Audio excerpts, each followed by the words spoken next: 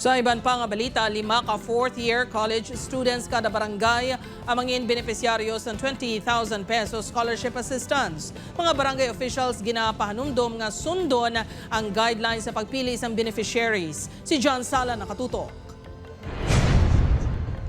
Graduating na sa kurso ng education sa Iloilo Science and Technology University ang bata ni Daryl.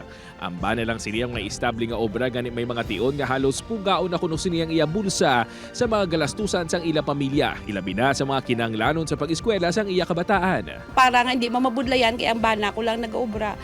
Kung Martes ag Biyernes, gabulig ako sa tinda para lang makasupport man sa among pangadlaw-adlaw nga tanan sa pang-allowance. Ganito man ang ila kasadya sa nabatian nga laki pang iya bata sa 5 ka mga napilian sa ila barangay council nga makabaton sang 20,000 pesos nga scholarship sa idalom sang bawat barangay makikinabang programa. O lalo na subong sir nga this coming year, ma'am, no fourth year, sa damo-damo ang mga project nga nila sir, ginaiubra subong tikon kung isa sa man lang sa kanapilian dako gid nga bulig. Ang programang para sa mga incoming graduating o senior college students, prioridad ang mga yara sa low-income families, mga pamilya nga wala pa sa college graduates kag mga estudyante nga enrolled sa mga state universities and colleges o private universities. Sa datos ang Second Congressional Commission on Education, 40 ka mga college students sa pungsod ang naga-drop out o nagauntat sa pag-eskwela bangod sa problema pinansyal. Diri sa Barangay Zone 5 Santa Barbara, Iloilo ginsiguro sang barangay nga nagsunod sila sa patakaran.